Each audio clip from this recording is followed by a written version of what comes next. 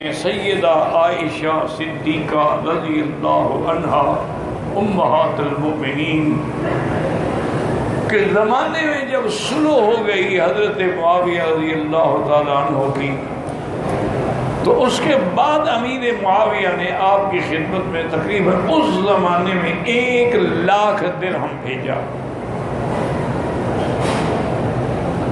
اور اپنے قاصد سے یہ بھی کہا کہ ذرا احتیاط سے معلوم کرتا کہ بی بی اس میں کیا کرتی ہے۔ جب 1,00,000 درہم پہنچ گیا تو بی بی صاحب نے حکم دیا ہمسائے کو اس کو بلاؤ، جو آتا گیا دیتے گئے حتیٰ کہ روزے کے ساتھ دی بی بی جب افطار کا وقت آیا تو سارا مال آپ نے لٹا دیا تھا، 1,00,000 درہم جو ہے تقسیم کر دیا۔ تو آپ کی باندی نے کہا کہ اماں اگر مجھے بھی 2 درہم دے دیتی تو کم سے کم آج کا دن تو ہم گوشت پکا لیتے۔ انہوں نے فرمایا تم یاد کرا دی تو میں دے دیتی، ہم نے یاد نہیں کیا، مجھے تو اس کا کوئی فکر ہی نہیں۔ یہ ان میں مادہ تھا سخاوت۔ سیدنا حسن رضی اللہ تعالی عنہ کو بھی حضرت امیر معاویہ نے 1,00,000 درہم بھیجا، اور خادم کو یہ بھی کہا کہ یہ مال دینے کے بعد تم وہیں رہنا، 1-2 دن دیکھیں کہ حضرت حسن کیا کرتے ہیں۔ جب مال پہنچا تو حضرت حسن نے حکم دیا کہ سب غریبوں کو، فقراء کو، مساکین کو خبر کر دو کہ آ جائے۔ سب آ گئے، آپ چلاتے رہے حتیٰ کہ غروب شمس سے پہلے 1,00,000 درہم ختم،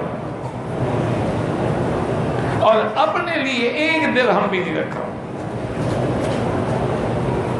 حضرت امیر معاویہ کو آگے جب انہوں نے بات کی تو انہوں نے آپ کو خط لکھا اور مزید 1,00,000 درہم بھیجا، اور ساتھ خط لکھا کہ حضرت اس طرح کر دینا کہ اپنا فکر ہی نہ ہو، نہ گھر کا، نہ بچوں کا، نہ بیوی کا، نہ لباس کا، اور سر خیرات کا۔ یہ بھی اسراف ہے، اور اسراف تو شریعت میں جائز ہی نہیں ہے۔ تو حضرت حسن نے خط پڑھا، مسکرائے، اور اس کے جواب میں لکھا کہ امیر المومنین لا اسراف فی الخیر، خیر کے کاموں میں اسراف نہیں ہوتا۔ اسراف ہوتا ہے کہ جب آدمی کسی شر کے کام میں پیسہ لگائے، اگر خیر میں لگائے تو کیا اسراف ہے؟ تو سارے کے سارے جو ہے نا حضرت حسن رضی اللہ تعالیٰ سے بات۔ اسی طرح کتابوں میں آتا ہے کہ دونوں بھائی سیدنا حسن، سیدنا حسین، اور آپ دونوں کے 2 خادم آپ کے ساتھ تیار ہو کے آپ شام کی طرف روانہ ہوئے۔ اللہ کی شان یہ ہے کہ راستے میں بارش آ گئی، تو سامنے کسی غریب بدو کا خیمہ نظر آیا۔ بدو لوگ جو خیمے لگا کے رہتے ہیں، مال بھی وہی ہوتا ہے، اور گویا کہ ان کا گھر وہی خیمہ ہی ہوتا ہے۔ آپ وہاں پہنچے تو اس نے کہا اہلاً وسہلاً ومرحباً، میری خوش بختی ہے کہ آپ جیسے خوبصورت لوگ میرے مہمان ہو۔ اس کو پتہ نہیں ہے کہ حسن حسین ہے، لیکن شکل دیکھنے کے بعد کیسے نہ ہو کہ صحابہ فرماتے تھے کہ سر سے لے کر ناف تک حضرت حسن جو ہے بالکل تصویر تھے حضرت محمد مصطفیٰ، اور ناف سے لے کر پاؤں تک حضرت حسین جو ہے وہ تصویر تھے حضور پاک کی۔ اگر دونوں بھائی اکٹھے کھڑے ہو جائے تو حضور کی صورت نظر آ جاتی۔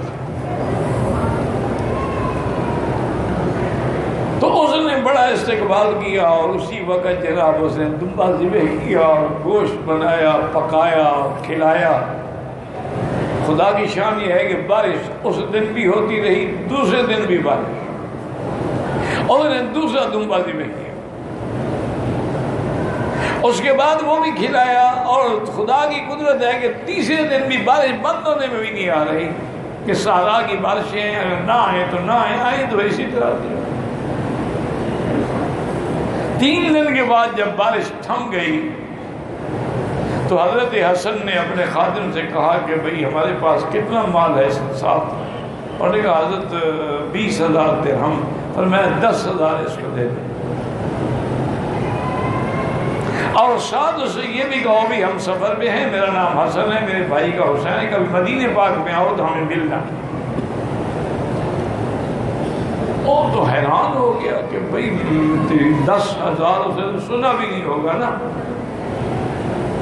جب اس کو دے کے اجازت لے کے چل پڑے سفر میں تو خادم نے کہا حضرت اب جانے کی کیا ضرورت ہے، یہاں سے واپس مدینے منورہ چلے 20,000 تو آپ کا پہلے مقام پر ہی ختم ہو گیا آدھا، باقی رہ گیا آدھا، اگر آگے بارش آتی ہے تو وہ بھی خیرات ہو جائے گا، تو جانے کا کیا فائدہ ہے۔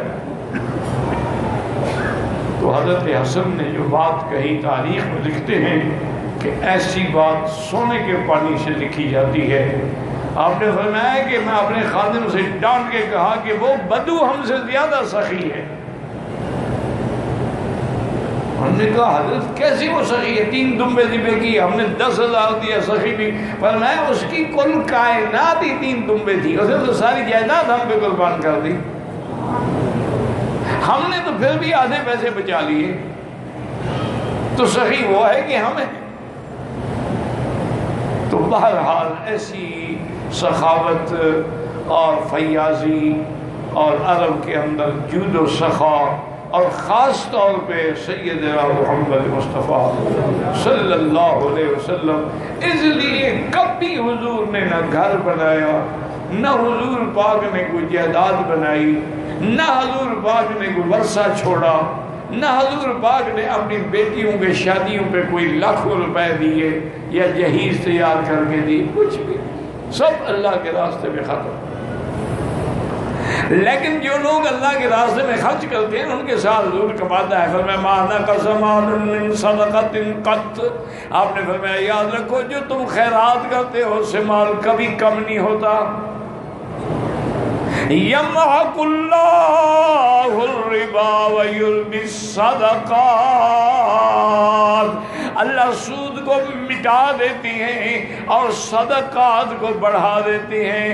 خیرات کرنے والے کا مال بڑھ جاتا ہے اور سود کھانے والے کا مال آخر میں کسی علاج میں، بیماری میں، اولاد میں برباد ہو جاتا ہے۔